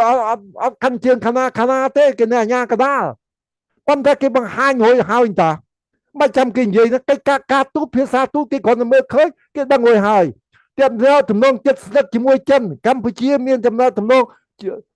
សេដ្ឋកិច្ចនិងនយោបាយកាន់តែចិត្តស្និទ្ធជាមួយចិនអ្នកណាក៏ដឹងដែរហើយជាមួយអាមេរិកក៏មិនអាចបោះបង់អាមេរិកចោលបានដែរគ្រប់បែបយ៉ាងទៅដូចគ្នាខ្ញុំមិនចង់យកអារឿងនឹងយកមកនិយាយទៀតទេបងប្អូនលោកអេរិកស៊ីនក៏បានមានប្រសាសន៍ហើយព្រោះអាទំនាក់ទំនងកម្ពុជាចិនមិត្តភាពដៃថែបជាមួយយួនមិត្តភាព10000ឆ្នាំប៉ុន្តែចុងបញ្ចប់គេបានបង្ហាញអាកប្បកិរិយារបស់គេរួចអស់ឲ្យឃើញថាប្រទេសគេគិតតែពីផលប្រយោជន៍របស់គេដូចខ្ញុំនិយាយមិញអញ្ចឹងកិច្ចការទូតគឺគិតតែពីផលប្រយោជន៍ទេគឺអត់មានគិតពីរឿងអ្វីផ្សេងទៀតទេអញ្ចឹងបានសរុបមកសម្រាប់កម្ពុជាចិនគឺជាដៃគូយុទ្ធសាស្ត្រដ៏សំខាន់ដែរសម្រាប់ការអភិវឌ្ឍនិងសន្តិសុខនយោបាយខណៈដែលសហរដ្ឋអាមេរិកនៅតែជាសសរស្តម្ភសេដ្ឋកិច្ចដ៏សំខាន់ដែលមិនអាចជំនួសបានជោគជ័យនៃគោលនយោបាយការបរទេសរបស់កម្ពុជាក្នុង Indo-Pacific គឺពឹងផ្អែកលើសមត្ថភាពរបស់ខ្លួនក្នុងការរក្សាទំនាក់ទំនងការងារជាមួយមហាអំណាចទាំងពីរខណៈដែលការពារផលប្រយោជន៍ជាតិរបស់ខ្លួនបាទលោកស្រីទីវីរ៉ាត់ខ្ញុំបានឆ្លើយទៅលើសំណួរនឹងហើយខ្ញុំបានជូនចំណុចបន្ថែមហើយខ្ញុំចង់លើកយកមកបន្តិចទៀតក៏ប៉ុន្តែខ្ញុំមើលទៅឃើញដល់2ម៉ោង17នាទីហើយខ្ញុំចង់និយាយបន្តិចដែរអំពីការលាក់មិនចិត្តចំពោះអាសែនវាបានលួចលក់ដីឲ្យថៃអានេះគេចោទណាគេចោទធន់ណាគេថាអាសែនបានលួចលក់ដីឲ្យថៃគឺបញ្ហានេះលាក់មិនចិត្តទេអាកន្លែងហ្នឹងយើងនិយាយយើងប្រាប់ថាអាសែនអាសាច់ជុំខ្លះគេចោទមកយើងគេជេរយើងរងការជេរប្រមាថពីដំបូងពីមនុស្សរបស់ក្រុមគ្រួសារហ៊ុនថាយើងនេះមិនគិតគូរអំពីទឹកដីជាតិទេយើងនឹងបែរជាទៅកាន់ជើងថៃបែរជាយើងនិយាយការពិតឲ្យវាត្រៀមលក្ខណៈនិយាយការពិតឲ្យវាមិនថាអញ្ចឹងមានមកជេរប្រមាថពួកយើងអ្នកដែលគេស្នេហាជាតិនៅខាងក្រៅស្រុកវិញយើងបានបញ្ជាក់តាំងពីដំបូងថាអាសែនទេតែមិនគិតគូរអំពីទឹកដីជាតិទេមិនការពារចិត្តដីជាតិនាំយុទ្ធជនទៅស្លាប់នាំប្រជាពលរដ្ឋទៅស្លាប់ពីព្រោះក្រុមគ្រួសារហ៊ុនអត់ប្រើយន្តការច្បាប់បន្តិចសោះត្រង់ណាខ្លះដែលថារដ្ឋាភិបាលអាហ៊ុនម៉ាណែតនោះ អត់ការពារទឹកដីជាតិហើយធ្វើនយោបាយបោកប្រាស់ប្រជាប្រដ្ឋសុទ្ធសាធមកដល់ពេលនេះក៏នៅតែបោកប្រាស់ដដែលគឺចំណុចទី1គេថាឲ្យថៃចូលយកទឹកដីខ្មែរថៃដើរពាត់យកដីខ្មែរតាមទំនើងចិត្តហើយយើងមិនដែលយើងឃើញទេនៅលើពិភពលោកដែលមានមេដឹកនាំប្រទេសណាឲ្យកងទ័ពបរទេសមកដើរពាត់យកទឹកដីជាតិរបស់ខ្លួនតាមចិត្តបែបនេះអាសាច់ជូនខ្លាហើយក្រុមហ៊ុនសែនថាឲ្យដើរពាត់ដើម្បីរាយអន្ទាក់ថៃឲ្យចូលទៅក្នុងច្រកបំពេញកិច្ចព្រមព្រៀងឈប់បាញ់បើកដៃឲ្យគេចូលមកវាស់ឲ្យគេចូលមកដាក់លបងរបៀបយ៉ាងហើយអួតទៀតថាដើម្បីឲ្យថៃដើរចូលអន្ទាក់របស់ខ្លួនឯងថាថៃចូលទៅក្នុងគេថាអត់បានបំពេញកិច្ចព្រមព្រៀងឈប់បាញ់គ្នាឬក៏បំពេញច្បាប់អន្តរជាតិបើកដៃឲ្យគេចូលមកហ្នឹងយល់ថាដើម្បីឲ្យគេចូលមកអន្ទាក់ខ្លួនឯងដើម្បីចោទគេទៅវិញថាគេបំពេញបទឈប់បាញ់គ្នានៅម៉ាឡេស៊ីឬមួយអត់គោរពច្បាប់អន្តរជាតិគេថារាយអន្ទាក់ដាក់ថៃរាយអន្ទាក់ដាក់ថៃបងប្អូនជនរួមឈាមខ្មែររាយអន្ទាក់ដាក់ថៃឥឡូវនេះគេយកបានប្រមាណ1000ហិកតាប្រមាណ10ហិកតាខ្ញុំអត់និយាយនេះទេប៉ុន្តែខ្ញុំអត់ដឹងទួលលេខច្បាស់ប៉ុន្តែគេជីកគេរាវមីនរាវអីទាំងអស់រាវរួចគេយករាវរួចគេយកទាំងអស់នៅក្នុងទឹកដីនៅភូមិស្អីតាភូមិព្រៃច័ន្ទនិងភូមិជោគជ័យនឹងតែម្ដងគេថារាយអន្ទាក់ឲ្យថៃប៉ុន្តែចម្លែកនៅត្រង់ថាប្រសិនបើរាយអន្ទាក់ឲ្យថៃមែននោះគឺទៅទុកផោះតាំងថាថៃចូលជ្រាមពៀនដោយលោកអេរិចមានភាសាអញ្ចឹងទៅទុកផោះតាំងជ្រាមពៀនគ្រប់បែបយ៉ាងទាំងអស់គេទៅទុកផោះតាំងថាថៃចូលជ្រាមពៀនបើពិតប្រកបថាឥឡូវនេះចង់ឲ្យបើកដៃមកឲ្យថៃចូលមកជ្រាមពៀនចៅថៃថាអត់គោរពកិច្ចព្រមបត់ឈប់បាញ់គ្នាអត់គោរពច្បាប់អន្តរជាតិវាតាមធម្មតាគេទៅទុកផោះតាំងថាថៃចូលឈាមពៀនហើយដើម្បីទុកផោះតាំងថាថៃចូលឈាមពៀនគឺមិនត្រូវខាត់ខាំងប្រជាប្រដ្ឋអ្នកកាសែតដែលធ្វើការ live ផ្ទាល់ផ្សាយផ្ទាល់អំពីសកម្មភាពនៃការឈាមពៀនរបស់កងទ័ពថៃឡើយបងប្អូនឃើញអាពេលចូលនោះអត់ឲ្យអ្នកកាសែត live ទេចាប់គ្នាដាក់គុកទៀតណាអ្នកទៅ live អ្នកទៅថតអ្នកអីប្រហែលចាប់គ្នាដាក់គុកទៀតហើយបើសិនជាចង់ចៅថៃទោះតែមានផោះតាំងហើយបើផោះតាំងអាពេលហ្នឹងឲ្យ live ទៅវាឃើញ direct ផ្ទាល់អានឹងបានពិតប្រកបច្បាស់លាស់បើមិនចឹងទៅគេចៅថៃ AI ទៅទៀតឡើយបើសិនជាយើងយកទៅយកវីដេអូនោះទៅចាក់ក្រោយមកគេអាចចៅថាជា AI មួយជាស្អីអាពេល live ផ្ទាល់ហ្នឹង AI មិនកាត់កំពុង live ផ្ទាល់នោះដូច្នេះ AI វាអត់អាចអន្តរាគមន៍បានទេក៏ប៉ុន្តែអាជ្ញាធរនៃរដ្ឋាភិបាលក្រុមគ្រួសារហ៊ុនបែរទៅជាគម្រាមពលរដ្ឋចាប់អ្នកកាសែតគម្រាមអ្នកកាសែតមិនឲ្យផ្សាយផ្ទាល់ទៅវិញហើយរហូតទៅដល់គម្រាមប្រជាពលរដ្ឋនឹងអ្នកកាសែតថាជាអ្នកដែលព្យាយាមបំផ្ទុះនៅកំហឹងទៅវិញមិនមែនប្រជាប្រដ្ឋផ្ទុះកំហឹងទេគឺគាត់ត្រូវតែខឹងហើយពីព្រោះគេមកយកដីគាត់អ្នកណាមិនខឹងហើយអ្នកយកដីគាត់នោះគឺជាបរទេសឈាមពៀនទៅទៀតតើប្រជាប្រដ្ឋនៅប្រទេសណាដែលមិនខឹង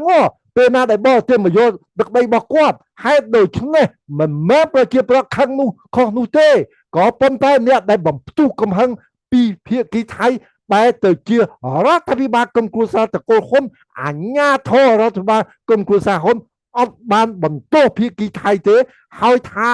ចាំចូលជជែកគ្នាស្ងាត់ទៅវិញប្រសិនបើរដ្ឋាភិបាលក្រុមគ្រួសារហ៊ុនពិតជារាយអន្ទាក់មែនគេទៅឲ្យមានការផ្សាយផ្ទាល់ដើម្បីទុកជាផតាំងនេះជាចំណុចមួយខ្ញុំសូមបន្ថែមតិចទៀតចុះលោកស្រីទីវីរ៉ាត់មុនបញ្ចប់ចំណុចមួយទៀតតែខ្ញុំចង់លើកការផ្សាយផ្ទាល់នេះណាមានប្រយោជន៍ណាស់ពីព្រោះអីបងប្អូនការផ្សាយផ្ទាល់បង្ហាញថារូបភាពផុសតាងជាក់ស្ដែងភាគីថៃមិនអាចយកទៅខ្លាញ់បន្លំថាជា AI បានទេប្រសិនបើរូបភាពវីដេអូផ្សេងគេអាចយកទៅផ្សាយខ្លាញ់បន្លំឬក៏បំផន់បានថាជា AI ប៉ុន្តែការផ្សាយផ្ទាល់អត់មាន AI មកពីណាទេរូបភាពយ៉ាងម៉េចគឺវាអញ្ចឹងហើយដូច្នេះប្រសិនបើរដ្ឋាភិបាលក្រុមគ្រួសារហ៊ុនគិតថាខ្លួនឲ្យកងទ័ពថៃមកយកដីខ្មែរជាការរាយអន្ទាក់មែនណាឲ្យអ្នកកាសែតគេផ្សាយទៅដើម្បីទុកជាផុសតាងក៏ប៉ុន្តែបែរទៅជាខប់អ្នកកាសែតចាប់អ្នកកាសែតគម្រាមអ្នកកាសែតគម្រាមប្រជាប្រដ្ឋនោះមិនមែនជារបៀបនៃការរៀបអន្ទាក់ ចាប់ហើយនោះទេគឺជារបៀបខ្លាចអន្តៈគេមិនដឹងអន្តៈអីរបស់កងទ័ពថៃដែលគម្រាមរដ្ឋាភិបាលក្រុមគ្រួសារខ្លួនឯងរហូតដល់ពេលនោះទេហើយមួយវិញទៀតយើងគិតពិចារណាក្នុងពេលសង្គ្រាមប្រសិនបើរដ្ឋាភិបាលមួយការពារទឹកដីនៃប្រទេសរបស់ខ្លួនពិតប្រាកដមែនអ្វីដែលរដ្ឋាភិបាលនោះបារម្ភត្រង់ណាទេគឺរឿងដែលរដ្ឋាភិបាលនោះបារម្ភគឺខ្លាចអ្នកកាសែតមិនទៅផ្សាយផ្ទាល់ទៅវិញទេបងប្អូនប្រទេសគេមួយគេខ្លាចពេលមានសង្គ្រាមឡើងអត់មានអ្នកណាទៅផ្សាយព្រោះខ្លាចស្លាប់អត់ទេអានេះមានអ្នកស្ម័គ្រចិត្តទៅថតគ្រប់បែបយ៉ាងដើម្បីយកមកផ្សាយជូនហើយបែរជាអត់ព្រមទៅឲ្យគេផ្សាយចាប់គេដាក់គុកវិញចុះវាដាក់រៀបអន្ទាក់ដាក់គេអាមិនកើតរៀបអន្ទាក់ដើម្បីរកផតាំងមានផតាំងឲ្យដល់ផ្សាយ喂អានោះវារៀបមិនអញ្ចឹងបានខ្ញុំនិយាយលោកស្រីទីវីរ៉ុតដែលមានភាសាខ្ញុំតែងនិយាយថាអាសាច់ជូនបងខ្លាអានេះជារឿងរបស់អាសែមចំណុចបន្តិចទៀតដើម្បីចូលរឿង$23បន្តិចហើយនឹងខ្ញុំចង់លើកពីតើឧត្តមគតិសាខ្មែរជួយខ្មែរធ្វើរបៀបម៉េចបើសិនបើរដ្ឋាភិបាលក្រុមគ្រួសារហ៊ុនឆ្លាតក្នុងការពារទឹកដីជាតិណាបងប្អូនឬក៏មានឆន្ទៈការពារទឹកដីជាតិប្រកបណាបន្ទាប់ពីមានបទឈប់បាញ់ហើយពួកវាត្រូវប្រើភ្លាមនៅកិច្ចព្រមព្រៀងសន្តិភាពទីក្រុងប៉ារីស$23.1991ពីព្រោះបទឈប់បាញ់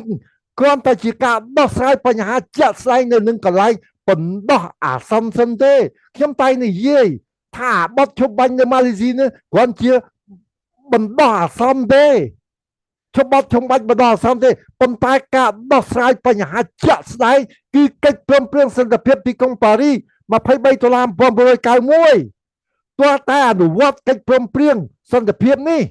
ហើយកម្ពុជារបស់យើងមានមួយក៏ផ្លេមានមួយក៏ខ្មែរយើងថាមកកាផ្លេមានមកកាផ្លេគឺបទឈប់បាញ់មានហើយកិច្ចព្រមព្រៀងសន្តិភាពទីក្រុងប៉ារីសបទឈប់បាញ់មានហើយបានឃើញនៅម៉ាឡេស៊ីកិច្ចព្រមព្រៀងសន្តិភាពទីក្រុងប៉ារីសក៏មានទៀតក៏ប៉ុន្តែរដ្ឋាភិបាលអាយ៉ងកញ្ជះគេរដ្ឋាភិបាលក្រុមគ្រួសារហ៊ុនអត់អនុវត្តកិច្ចព្រមព្រៀងសន្តិភាពទីក្រុងប៉ារីសនោះមានន័យថាម៉េចបងប្អូនមានន័យថាកាលណាមានបទឈប់បាញ់ហើយរួចហើយប្តឹងភ្លាមទៅសហប្រធាននៃកិច្ចព្រមព្រៀងទីក្រុងប៉ារីសឲ្យដោះស្រាយបញ្ហានឹងភ្លាមថៃមិនអាចក៏ឃ្លានបានឡើយថៃមិនអាចប្រើបន្លាលួសមកពាត់យកដីនៃប្រទេសកម្ពុជាពាត់យកផ្ទះយកស្រែរបស់ប្រជាប្រដ្ឋបានតាមចិត្តយ៉ាងដូចនេះទេអញ្ចឹងកំហុសនៅត្រង់ណាកំហុសនៅត្រង់ថាក្រុមគ្រួសារហ៊ុនមិនអនុវត្តបទឈប់បាញ់ឲ្យបានរឹងមាំហើយបើកដៃឲ្យថៃធ្វើតាមចិត្តក្រុមគ្រួសារហ៊ុនរដ្ឋាភិបាលភ្នំពេញអត់ប្រើកិច្ចព្រមព្រៀងសន្តិភាពទីក្រុងប៉ារីសម្លោះហើយអត់មានក្រឡាការពារទឹកដីនៃប្រទេសកម្ពុជាបានទេមិនអាចទប់ចលនាកងទ័ពថៃបានឡើយហើយនយោបាយថៃតាមខ្ញុំមើលគឺគេកំពុងធ្វើរបៀបរុស្ស៊ីឈ្លានពានអ៊ុយក្រែនរុស្ស៊ីឈ្លានពានអ៊ុយក្រែនហើយត្រង់ណាដែលរុស្ស៊ីឈ្លានពានរុស្ស៊ីចាត់ទុកថាជាដីរបស់គេកន្លែងណាដែលគេឈ្លានពានគេយកបានគេថាជាដីរបស់គេត្រង់ណាដែលរុស្ស៊ីវាយយកបានគ្រប់គ្រងទឹកដីយូក្រែនបានហើយរុស្ស៊ីចាត់ទុកថាជាទឹកដីរបស់គេហើយកាលណាអ៊ុយក្រែនវាយយកវិញគេថាគេចោទថាអ៊ុយក្រែនជាអ្នកឈ្លានពានទឹកដីគេទៅវិញដូចគ្នាបែបជាមួយថៃនិងកម្ពុជានៅព្រំដែននឹងដែររបៀបថៃធ្វើក៏យ៉ាងដូចគ្នាដែរពេលដែលថៃកំពុងតែទន្ទ្រានយកទឹកដីនៃប្រទេសកម្ពុជារបស់យើងថៃយកបានហើយថៃគ្រប់គ្រងបានហើយថៃចាត់ទុកថានោះជាទឹកដីរបស់គេត្រង់ណាដែលថាថៃចាត់ទុកថានោះជាទឹកដីរបស់គេនៅត្រង់ថាគេទន្ទ្រានបានហើយគេគ្រប់គ្រងបានហើយក្រសួងមហាផ្ទៃរបស់ថៃកំពុងតែរៀបចំឯកសារដើម្បីធ្វើលិខិតស្នាមចែកដីនឹងឲ្យប្រជារដ្ឋគេទៀតត្រង់នឹងណាដែលយើងនិយាយថានៅពេលណាដែលកងទ័ពយើងព្រោះយើងបានដកថយព្រោះទ័ពយើងពេលដែលគេចូលដកថយទាំងអស់ហើយហ្នឹងដកថយនឹងគឺរដ្ឋាភិបាលគុំគ្រួសារហ៊ុនឲ្យដកថយមិនមែនយុទ្ធជនរបស់យើងដកថយទេយុទ្ធជនយើងអត់បានថយទេប៉ុន្តែរដ្ឋាភិបាលភ្នំពេញបញ្ជាឲ្យដកថយរួចទៅហើយអញ្ចឹងបើកាលណាវាយចូលវិញគឺថៃនឹងប្រើលេសថារដ្ឋាភិបាលគុំគ្រួសារហ៊ុននោះក៏ឬក៏កងទ័ពយើងទៅឈ្លានពានលើទឹកដីគេវិញអានឹងជាល្បិច ដូចដែលរុស្ស៊ីធ្វើដាក់អ៊ុយក្រែនអញ្ចឹងក៏ប៉ុន្តែករណីអ៊ុយក្រែនយើងពិបាកបន្ទោសពីព្រោះអ៊ុយក្រែនគ្នាអត់មានកិច្ចព្រមព្រៀងសន្តិភាពទីក្រុងប៉ារីសដូចយើងដូចជាកិច្ចព្រមព្រៀងសន្តិភាពទីក្រុងប៉ារីស23តារាដូចយើងនោះទេហើយអ៊ុយក្រែនបច្ចុប្បន្នប្រយុទ្ធដើម្បីផលិតឲ្យបានកិច្ចព្រមព្រៀងអ៊ុយក្រែនខំប្រឹងរាល់ថ្ងៃ3គ្រប់បែបយ៉ាងដើម្បីឲ្យមានបានកិច្ចព្រមព្រៀងដូចយើងដែរកិច្ចព្រមព្រៀងសន្តិភាពទីក្រុងប៉ារីសពិភពលោកបានសញ្ញេក៏ប៉ុន្តែមិនទាន់បានទៅទៀតតែអកុសលកម្ពុជារបស់យើងមានមួយកាផ្លេហើយដូចជាកិច្ចព្រមព្រៀងឈប់បាញ់គ្រាក៏មានកិច្ចព្រមព្រៀងសន្តិភាពសម្រាប់ដោះស្រាយបញ្ហាទឹកដីព្រំដែនក៏មានប៉ុន្តែរដ្ឋាភិបាលក្រមគ្រួសារហ៊ុនមិនប្រើយើងឧត្តមគតិសាសខ្មែរជួយខ្មែររបស់ជាតិបាននិយាយតាំងពីដំបូងតាំងពីថ្ងៃទី5តុលាឆ្នាំ2018មកបងប្អូនហើយបងប្អូនមួយចំនួនចេះតែប្រតិកម្មមកយើងប្រតិកម្មមកខុសសាច់រឿងយើងបានបញ្ជាក់ថារឿងទាំងអស់នឹងណាប្រទេសកម្ពុជារបស់យើងតែងតែនិយាយថាថៃវង្វេងប្រវត្តិសាស្ត្រក៏ប៉ុន្តែយើងខ្មែរខ្លួនឯងយើងវង្វេងដំណោះស្រាយថៃគេវង្វេងប្រវត្តិសាស្ត្រប៉ុន្តែខ្មែរវង្វេងដំណោះស្រាយត្រូវយក23ដុល្លារ1991យកមកអនុវត្តជាក់ស្ដែងក៏ប៉ុន្តែអាសែនវាវង្វេងគឺដំណោះស្រាយវាអត់យកមកប្រើទេពាក្យថាយើងនឹងមិនមែនទាំងអស់គ្នាទេគឺសំដៅទៅលើរដ្ឋាភិបាលក្រមគ្រួសារហ៊ុនសែនជាអ្នកគ្រប់គ្រងក្រមគ្រួសារហ៊ុនសែនអ្នកគ្រប់គ្រងរដ្ឋបាលក្រុងភ្នំពេញបាននឹងកំពុងវង្វេងដំណោះស្រាយហើយថៃវង្វេងប្រវត្តិសាស្ត្រនោះជារឿងរបស់ថៃពិតប្រាកដមែនប៉ុន្តែកាលណាយើងវង្វេងដំណោះស្រាយគឺយើងចាញ់ប្រៀបថៃពីព្រោះអ្វីពីព្រោះថៃគេវង្វេងប្រវត្តិសាស្ត្រមែនប៉ុន្តែគេវង្វេងយកចំណេញគេមិនមែនវង្វេងខាតទេគេវង្វេងចំណេញរដ្ឋាភិបាលក្រមគ្រួសារហ៊ុនសែនវិញវាវង្វេងដំណោះស្រាយវង្វេងខាតវង្វេងគេឈ្លានពានតាមចិត្តវង្វេងគេយកដីវង្វេងចាញ់ប្រៀបគេវង្វេងចាញ់ការទូតគេចាញ់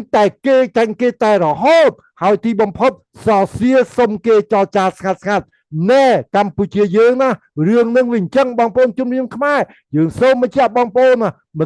មិនអាចការពារទឹកដីព្រំបានទេបើនៅតែដឹកនាំដោយត្រកូលគ្រួសារហ៊ុននោះតែម្ដងបាទដូច្នេះយើងបានជំរាបបងប្អូនហើយយើងមានឧត្តមគតិសាសខ្មែរជួយខ្មែរម្ដងជាតិដែលបានចេញមកដោយខ្ញុំបានជំរាបជូនមកអញ្ចឹងចេញមកប្រហែល7ឆ្នាំដក3ឆ្នាំយើងថាដក3ឆ្នាំចោលដោយសារមានកូវីដគឺចេញមកបង្ហាញរួចអស់ហើយប្រាប់រួចអស់ហើយដូច្នេះគឺអ្នកដែលអាចដកស្រាយរឿងបញ្ហាខ្មែរបានអត់មានអ្នកណាក្រៅពីឯកឧត្តមសាស្ត្រាចារ្យបណ្ឌិតដំចៅអីទេខ្ញុំនិយាយនេះមិនមែនខ្ញុំចង់ដាក់ផ្លែផ្កាឲ្យអ្នកណាទេគឺថាពិតប្រាកដណាស់អ្នកដតីមិនអាចដោះស្រាយបញ្ហានឹងបានទេពីព្រោះវាអត់មានស្អីខ្ញុំចង់និយាយថាដូចជាស្គរគឺថាអត់មានស្អីអាលីងប្រហោងស្គរវាយទៅវាលីសូសម្បើមណាស់ប្រហោងទៅទេវាអត់មានអីទាំងអស់ដូច្នេះអ្នកដែលចេះចង់និយាយដោះស្រាយប្រៀបដូចជាស្គរវាអត់មានស្អីវាអត់មានខ្នងបង្អែកវាអត់មានកិច្ចការទំនាក់ទំនងការទូតឡាក់អស់លោកបានមានភាសាខ្ញុំនិយាយទៅវាដដែលទៀតហើយយើងមានគ្រប់បែបយ៉ាងទាំងអស់ហើយដូចយើងបានប្រាប់ចឹងចំណុចមិញខ្ញុំនិយាយថាចេញមកពីតកូលហ៊ុនហើយនឹងតកូលថាក់ស៊ីនវាមានរឿងមួយទៀតភ្ជាប់នៅនឹងគឺក្រុម300បើសិនជាក្រុម300គេអត់ឈប់ទេបងប្អូនជនរួមជើងខ្មែរពីព្រោះរឿងប្រវត្តិសាស្ត្ររឿងនៅប្រទេសខ្មែរជារឿងយុទ្ធសាស្ត្ររបស់ក្រុម300ទៅទៀតដូចខ្ញុំបានលើកមកមិញចឹងដូប៉ាស៊ីហ្វិកឡាក់អញ្ចឹងហើយបានមានលោកប្រធានាធិបតីដូណាល់ត្រាំគាត់ចេញមកគឺថាលោកដូណាល់ត្រាំក៏ជាក្រុម300ព្រោះសហរដ្ឋអាមេរិកបង្កើតឡើងដោយក្រុម300ដូច្នេះដើម្បីបញ្ចប់រឿងក្រុម300នៅពីក្រោយមានតែក្រុម300ទៅជែកជាមួយក្រុម300អានឹងបានដោះស្រាយចេញអ្នកដែលនៅក្នុងក្រុម300ពិតប្រាកដច្បាស់លាស់ហើយជាសមាជិកអចិន្ត្រៃយ៍មួយជីវិតមានតែឯកឧត្តមប្រធានទេតែលោកអាចទៅគឺថាទៅពន្លត់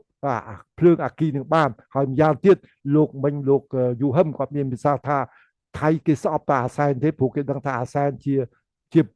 បុគ្គលដែលក្បត់នឹងប្រទេសជាតិខ្លួនឯងលក់ជាតិខ្លួនឯងសុំគលំជាមួយពួកអក្រិតកម្មមានអក្រិតកម្មនៅប្រទេសខ្មែរជាថ្នាលបណ្ដោះពូជដល់ឲ្យគេស្អប់គេយកលេះកន្លែងនឹងគ្រប់បែបយ៉ាងប៉ុន្តែជាមួយឯកឧត្តមប្រធានបងប្អូនជំនុំជាការពិតតែលោកយូហឹមមានភាសាមិញគឺថាថៃគេស្គាល់ឯកឧត្តមប្រធានតាំងពីឆ្នាំ2003បងប្អូនជនរួមជាតិខ្មែរនៅពេលដែលមានកិច្ចប្រជុំរបស់ក្រុម301សំខាន់គឺរឿងទ្រព្យសម្បត្តិ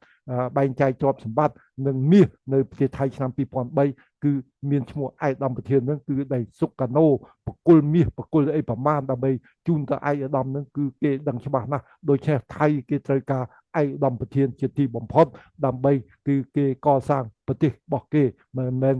គេស្អប់ឯកឧត្តមប្រធានដូច្នេះឯកឧត្តមប្រធានលោកមានទឹកវត្តប្រៃដែលអាចនិយាយជាមួយថៃក៏បានអាចនិយាយជាមួយប្រទេសណាបានទាំងអស់ដោយសារគាត់នៅតាក់កំពូលហើយគាត់មានតែខ្ញុំជំរាបម្ដងហើយម្ដងទៀតគ្រប់គ្រងទ្រព្យសម្បត្តិគឺថាមហាសាលទ្រព្យសម្បត្តិរបស់ព្រះដែលខ្ញុំតែងតែនិយាយហើយគ្មានអ្នកណាគ្រប់គ្រងបានទេទោះជាបីជាអ្នកណាខ្លះមកស្រែកចេញមុខមកថាអូខ្លួនឯងអ្នកគ្រប់គ្រងប៉ុន្តែគឺសុទ្ធតែភូតភរកុហកព្រោះវាអត់មានកូដទាំង9តែនៅក្នុងខួរក្បាលរបស់គាត់ដូច្នេះមនុស្សនៅលើពិភពលោក8000លាននាក់គឺមានតែម្នាក់នឹងទេតែមានកូដទាំង9គឺថា8បូករបស់គាត់មួយទៀតវា9ដើម្បីគ្រប់គ្រងដើម្បីនឹងប្រើការ